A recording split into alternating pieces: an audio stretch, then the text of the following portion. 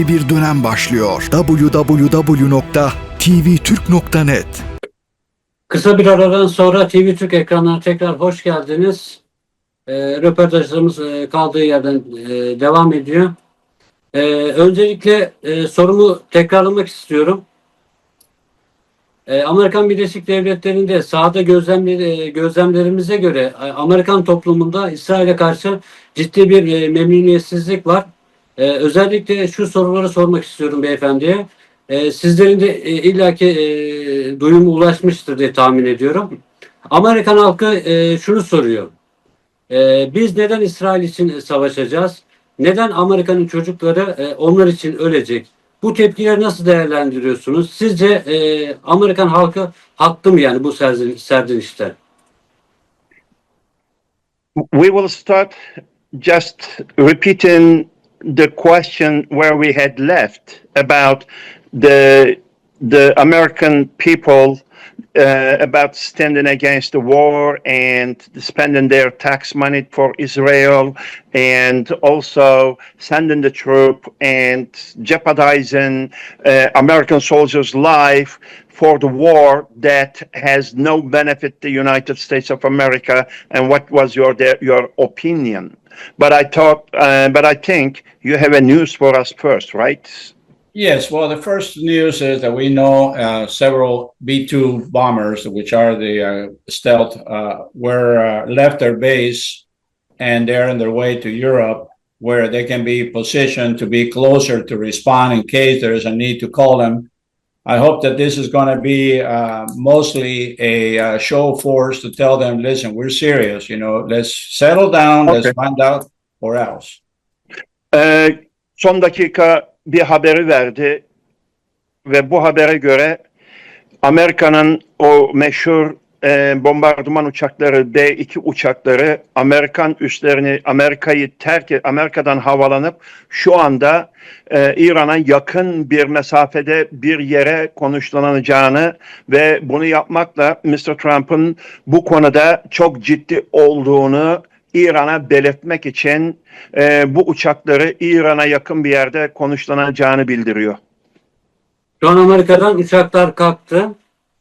Doğru mu? Ve şu anda İran'a yakın bir yerde yapacaklar, bekleyecekler. Yani bunu yapmakla Amerika İran'a ciddiyetini gösteriyor. Evet, izleyicilerimize son dakika bilgisi olarak da bunu paylaşalım. Evet, biraz önceki sorumuzun cevabını alırsak beyefendi. So, what is your answer for the question about the public's opinion on Israel?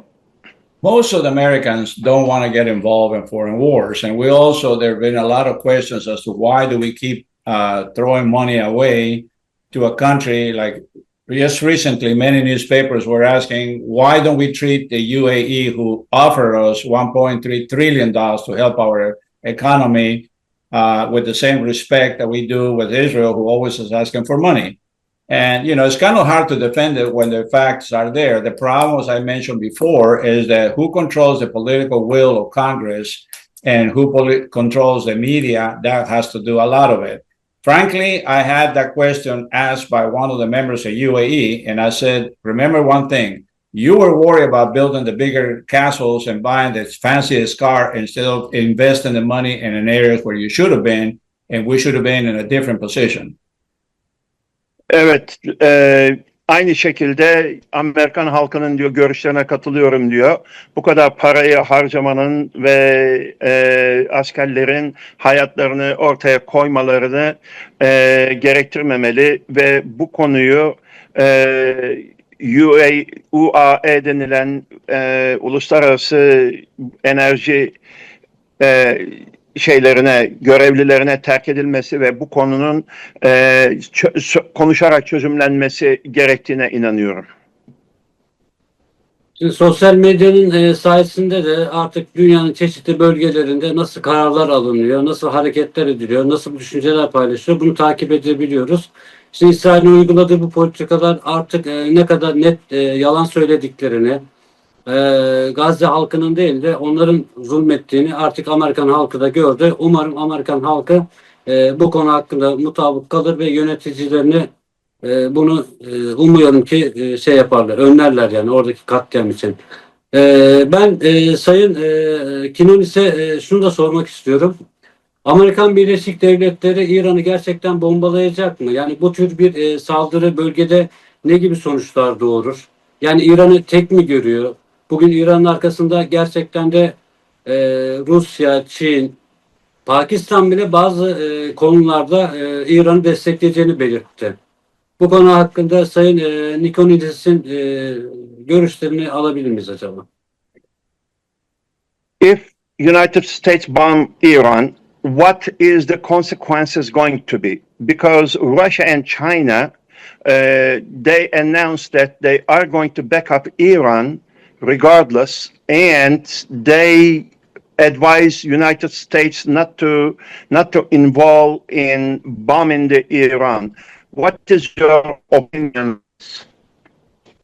Obviously, we worry about, and that's precisely what we worry about, this war that could drag on into a major conflict. There is an agreement, the Tehran Agreement, where North Korea the people from Venezuela, Cuba, Nicaragua sign an agreement that an attack against one is an attack against the others. If one of them is attacked, the other ones have to get involved.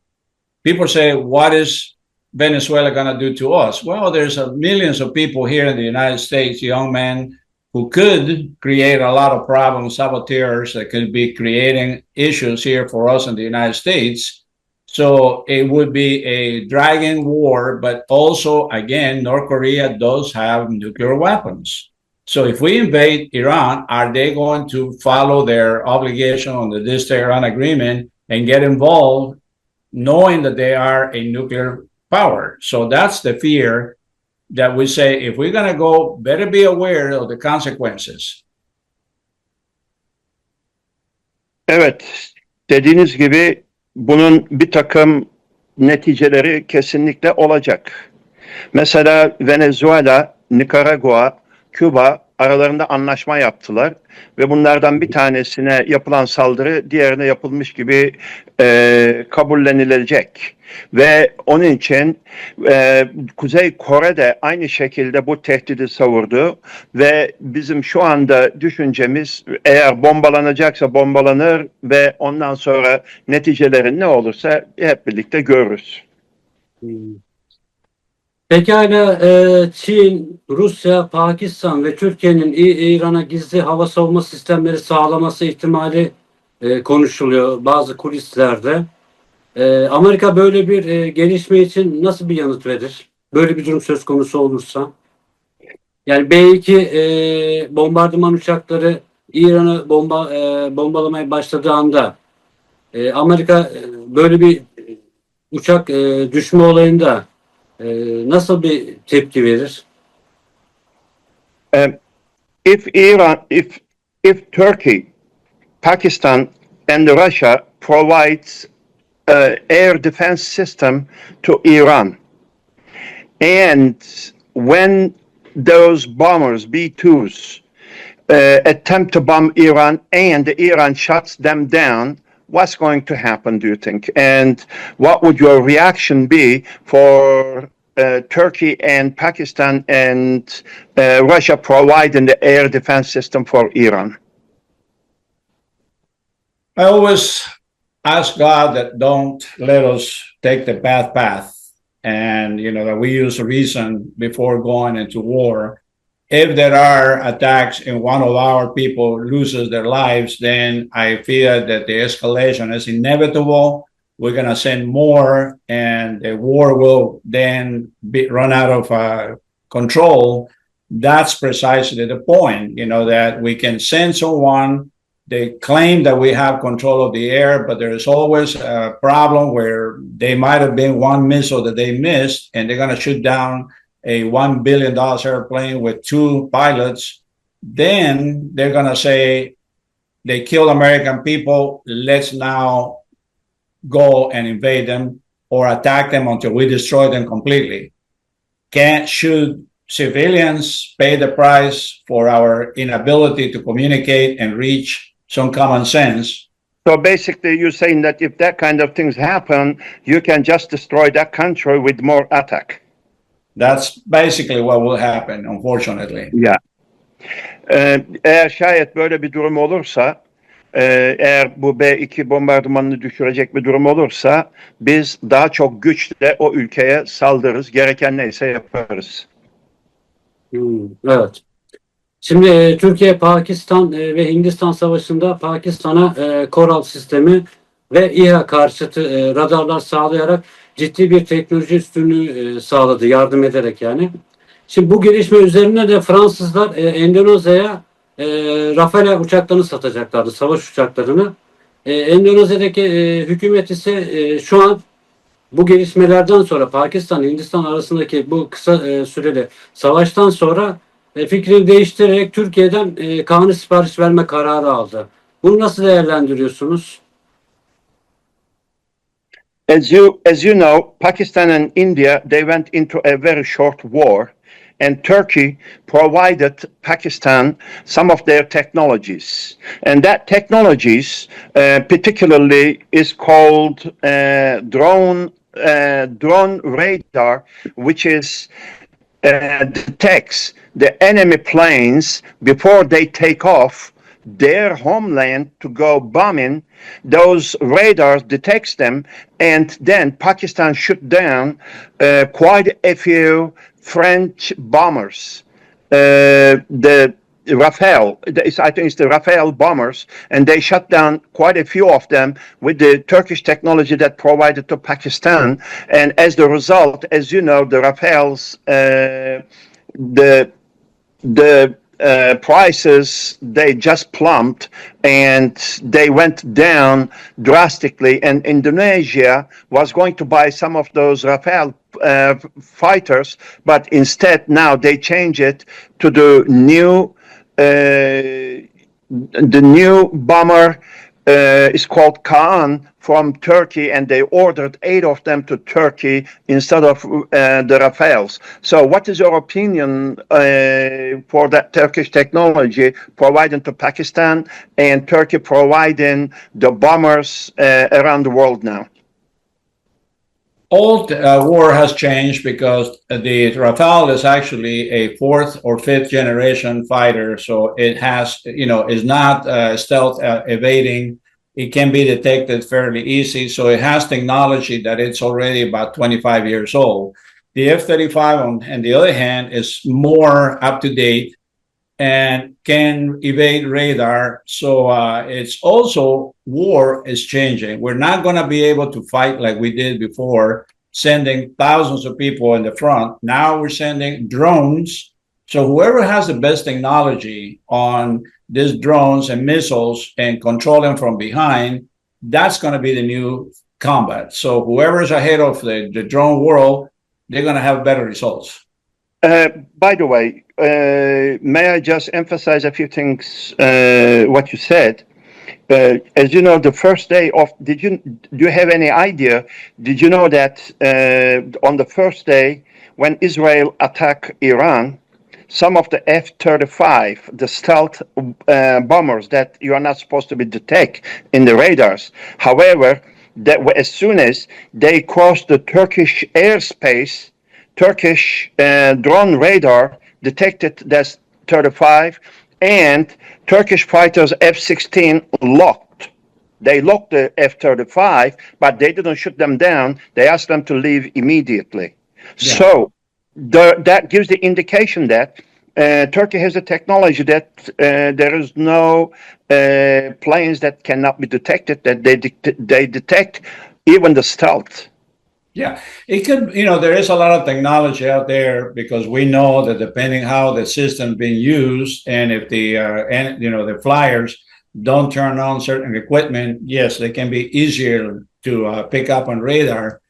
But, the thing is that nowadays, well, I argue the fact that Israel said that their Iron Dome, this system that protected them, that they're trying to sell to the United States, was infallible. Trump says we're going to buy them because they're going to provide us with the gold dome. Well, you know what? I said, no. I was opposed to it. I said, they're not infallible. They're going to fail. And sure enough, I was attacked saying, "Oh, you're living in the past. The technology is much advanced." And I say, "Yes, but also the rockets are also advanced." And I was right. Several missiles struck Israel when they were not supposed to penetrate. So yes, Yes. technology fails, and that's what I said. Let's not put all our eggs in one basket. Let's build, something better. Yeah. Rafael'in teknolojisi bundan 25 sene önce yapılan teknoloji ve bunları daha fazla ilerletemediler ve bu yüzden onları havada bulup indirmeleri gayet normal. Ama şu anda yapılan yeni teknolojilerle görünmeyen uçaklar var ve bu uçakları radarlarla yapılamıyor, yani bulunamıyor. Onun için Rafael'lerin öyle fazla bir önemi kalmadı. Ben de kendisine şunu söyledim. Dedim İran-İsrail Savaşı'nın ilk gününde İsrail'in F-35 uçakları, ki Amerikan uçakları bunlar, hayalet uçak deniyor, görünmeyen uçak deniyor. Fakat Türk radarları teknolojisiyle bu F-35'leri gördü ve aynı zamanda havada kilitledi ve derhal hava sahasını terk etmesini söylediler ama düşürmediler. Demek ki dedim bunlar da dedim görülebiliyormuş dedim. Evet dedi, olabilir dedi. Aynı demir kubbe gibi dedi. Bu demir kubbe dedi delinmez değil dedi. Bazı dedi işte dedi düşen bombaları dedi hep birlikte görüyoruz dedi. Ve Mr. Trump altın kubbe yapılmasını söylediğinde ben karşı çıktım. Bu kadar paranın harcanmasının gerek olmadığını, çünkü her zaman teknolojilerin değişmesiyle mutlaka delinebileceğini belirttim. Evet. Maalesef Batı ve İsrail bunu sıkça yapıyor. Özellikle medyayı çok iyi kullandıklarından dolayı öyle bir algı yapıyorlar ki bu zamana kadar biz onu gördük, şahit olduk.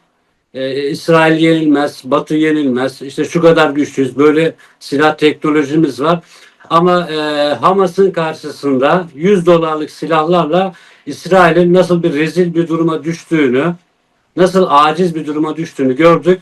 Hatta o kadar büyük teknoloji olmasına rağmen, iddia ettikleri gibi yani olmasına rağmen 2 tane rehinin yerini bulamadı. İsrail için yeterince rezil oldu bence yani bu konuda İsrail. Evet. Ben diğer soruma geçmek istiyorum. Aslında bu soru değil de bir anekdot paylaşayım. Geçen gün Amerikan basınında bir emekli albay vardı. İsmini yanlış hatırlamıyorsam Mesh Gronier'di galiba. İsmini hata edebilirim. Yalnız şu sözleri söyledi. Not almışım burada. Erdoğan İslam aleminin lideridir. Pakistan gerektiğinde ona nükleer silahı verir ve Türkiye'nin askeri teknolojisi İsrail'i yerle bir eder. Böyle bir açıklama yaptı kendisi. Bunu nasıl değerlendiriyor acaba Sayın Quiñonez? Did you hear the statement from retired colonel, American colonel, and he used to be the advisor in the White House? I think he still is. He might be Mr. McGregor. Did you listen his statement? No, I haven't heard it. Okay, what he said is Turkey may not have nuclear weapons, however, Pakistan does. And Pakistan is a good friend of Turkey and will provide the nuclear to Turkey. And Erdogan is the leader of Sunni Muslim world. And if Israel ever attempt to go to fight against Turkey, they will face the real fighters, because the Turkish fighters are furious and wild, and they will destroy Israel within days. So what do you think about this statement? Well, again, we're letting emotions overrule the common sense. I don't think there is a war in Gaza. I think it's, one-sided, because the people in Gaza don't have tanks, they don't have airplanes, they don't have artillery. So how could that be a war? Yet they're asking billions of dollars to continue the war, to defend themselves on a war. There's no war. That's just a one-sided attack, and destroy. So that's not. When it comes to a situation, Syria, we knew that it was very weak from the internal wars that they had. And most countries there have lived through years. They don't want to see more war. So they're trying to use the peace and try to stay alive and prospering through good methods. But again, why is someone so interested in war if it isn't because they want to conquer more territory to expand? That to me is just inhumane, and we should not be listening to people who are urging war instead of saying, can we work a deal here to understand? That's the problem, that most Americans feel the same way. Do you think Israel will ever attempt to attack Turkey? Yeah, no, not Turkey. No. I don't think that they know, because they know the consequences. Turkey has their own manufacturing facility. They can do a lot of things.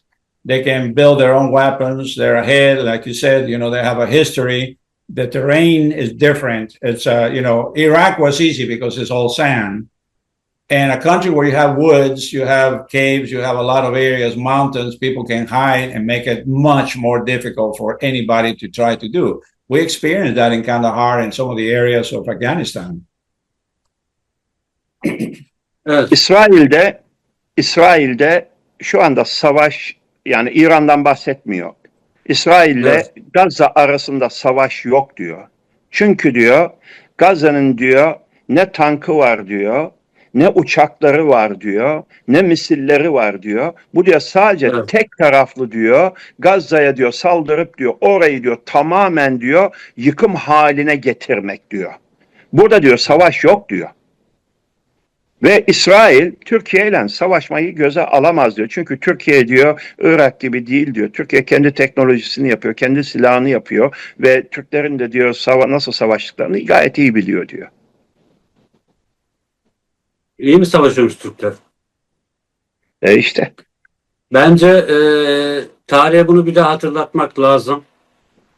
100 yıldan beri bir süreç var. Tabii savaş zor ama Türklerin de nasıl savaştığını yakın zamanda dünya Suriye'de biliyor. gördüler zaten. Yakın Tabii canım, zamanda tüm Suriye'de dünya. gördüler. Tabii eğer Vakit gerektiği azalıyor yerde de yalnız. efendim. Vakit azalıyor. Evet, evet. Hemen 11. soruma geçiyorum. Zaten 4 sorumuz kaldı. Kuzey Kore lideri Kim Jong İran'a müdahale edilirse ABD'nin sahil kentlerini bombalamakla tehdit etti. Bu tehdit ne kadar gerçekçi? As you know, North Korea leader Kim Jong threatened United States if the United States go to war against Iran and bombs Iran. He said that he is going to nuke the seashores cities in the United States of America. What is your opinion? Do you think he can do something like that?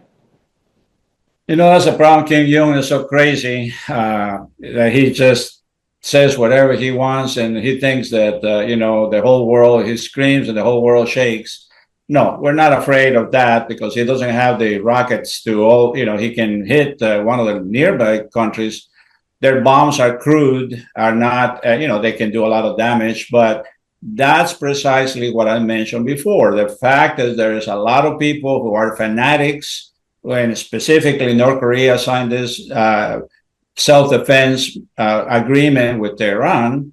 So will, in fact, Kim Jong-un enter the war if we have to bomb Iran? That's a big question. And that's why we have to make sure that if we go to war, we better be prepared to be involved in other fronts, because I don't think it'll be just one front. I think we're going to end up getting involved in other conflicts that no one can win in the end. Bildiğiniz gibi Kim Jong çok çılgın bir adam ve İran'la da zaten anlaşması var. Belki bir şehri vurup çok büyük bir zarara sebep olabilir. Yani eğer zaten bizim İran'ı vurduğumuz takdirde yalnız bir yerden değil birçok tarafla savaşacağımızı göz önüne yani kabullenmemiz gerekecek. Onun için bu Kim Jong'un söylediği yapabilir yani. Yani peki bunu mu anlamamız gerekiyor? Amerikan Birleşik Devletleri İran'ı bombalarsa o zaman fiili bir şekilde 3. Dünya Savaşı'nın fitili ateşlenir. Doğru mu? So basically what he's saying that if United States bomb Iran may inflict the Third World War. Is that correct? And that's why we have been begging Trump, and we're recommending and sending mails, everything, telling him, please think before you act. Don't be a Bush. Don't run because the consequences can be very, very serious. Mostly, yeah. And that's, we know we destroyed the Soviet Union to keeping them involved in wars. We're already in a big debt, $36 trillion in debt. Can we get more than that and destroy the economy? We spend more money on the interest of the debt that we do in national defense. Yeah. Evet. Son Onun 6 için, dakikamız bu arada. İki onun sorumuz için, kaldı. okay. Onun için Mr. Trump'ı devamlı uyarıyoruz ki 3. Dünya Savaşı'nın başlangıcını başlatabilir diye. Onun için görüşme yoluyla bu işin halledilmesi için devamlı kendisine zaten uyarılarda bulunuyoruz. Yani böyle bir olasılık var yani o zaman. Eğer şey yaparsa 3. Dünya Savaşı'nın başlama durumu var diyor. Evet. Evet. Pekala, son 2 sorum kaldı. İsrail Dışişleri Bakanlığı İran'dan sonra sıra Türkiye'de açıklaması yaptı. Bu uluslararası basına da yansıdı. Eğer böyle bir senaryo gerçek olursa NATO üyesi Türkiye'ye saldırırsa bu durumda ABD'nin nasıl bir tavır sergilemesi bekleniyor? Şimdi bilindiği üzere Türkiye Amerikan Birleşik Devletleri ile NATO'da birlikteler. Israel Foreign Minister, he gave a speech the other day and he said, after Iran, Turkey is next. And if in the event that Israel and Turkey goes into war, what do you think the United States position be? Because United States and Turkey is a NATO allies, and according to the NATO policies, one attack to one country in the NATO is being attacked the other countries. So if Israel really, as the foreign minister said, that will attack Turkey, what do you think United States position going to be? And that's the problem, that Netanyahu is surrounded by warmongers, people who want to have war for whatever reason, is stupid. And, that is the same question we have posed ourselves. If Turkey, being member of NATO, gets attacked, technically and legally, the other countries have to defend them. So that means France, UK, Spain will have to come to so are we going to be named fighting against them? I mean, that's the issue, that in that case, we're saying, my goodness, we have an obligation here. How far are we willing to tolerate this nonsense? For a minister to make a comment of that sort, that's just, saying we are interested in conquering the world. That's just not the way the world nowadays works. Might have been 2,000 years ago, but not anymore. Do you think that could be the end of NATO if that something like this happens? Absolutely. Sonuç dakikamız. Evet. Eğer de öyle bir şey olursa diyor, yani NATO'nun kurallarına göre diyor, İngiltere, Fransa, Almanya, Amerika, Türkiye'ye diyor yardım etmesi gerekir diyor. Ama diyor böyle bir şey olursa diyor NATO'nun da dağılması anlamına gelebilir diyor. Neden dağılırmış? Çünkü İsrail şey yaparsa bunlar İsrail'e karşı savaşmayacakları için. Evet. Peki İsrail'in Amerikan Birleşik Devletleri'ne ekonomik ya da askeri anlamda gerçek bir katkısı var mı? Neden Amerikan vatandaşlarının yani ödediği vergiler şu an İsrail'e aktarılıyor? Yani Amerikan hükümeti neden İsrail'in yanında? Ne gibi bir çıkarı var? Why we have only 2 minutes left? Why United States is always supporting Israel? Do Israel have any support to United States for shape or form in any area? No, the issue is that they claim that the Bible, the Christian Bible says that they have to support the people of Israel. That's everything. Every church you go to, they have that big sign, support the nation of Israel. The second thing is, like I mentioned before, if you look at these books, the Israeli IPACs and the political system of the United States, you'll understand why there is so much influence in Congress, because they raise billions of dollars that they push, and any candidate who does not blindly obey what they're saying, then they get taken out. Money is put against them. So That's the basically, big problem. Israel has no help to United States Son 2 or on dakikamız aid. kaldı Hakan Bey. No, not Son 2 really. dakikamız kaldı. Bir sorum kaldı. He, Bu sorunun cevabını alabilir miyiz hemen? Son sorumu sormak istiyorum. sor. Son olarak şunu da sormak istiyoruz. İran ile ABD gerçekten düşman mı? Yoksa Afganistan ve Irak'ta olduğu gibi yine perde arkasında bir işbirliği söz konusu mu? Çünkü Irak'ı işgal ettiği zaman oradaki İranlı Iraklı Şialar, Şiiler diyeyim ben daha doğrusu, Amerika'ya lojistik destek sağladılar. Korumalarını yaptılar. Hatta onlar için savaştılar da. Bunun çok kanıtı var. Son 1 dakikamız. Kısaca alabilir miyiz? Yalnız bir önceki sorunun da yanıtını alamamıştık. Ama işte onu izah edersen vaktinde kalmayacak o soruya. Siz o zaman izah edin. Biz sonra montajlarız onu. Tamam.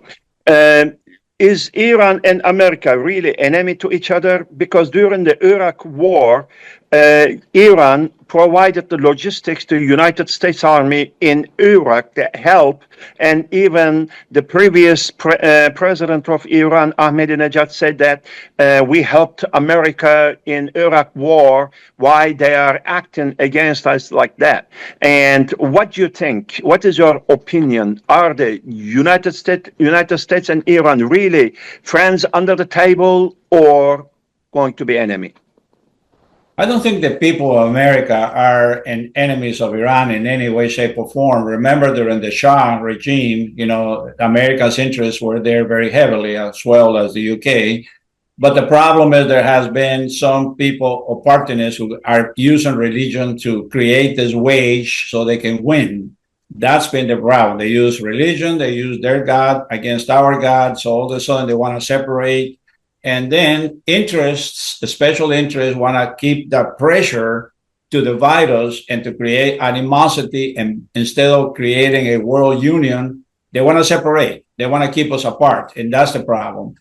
Is there a animosity between the governments? Yes. Is there animosity between the people? No. I know a lot of Iranians, and they don't hate me. No, not as a people.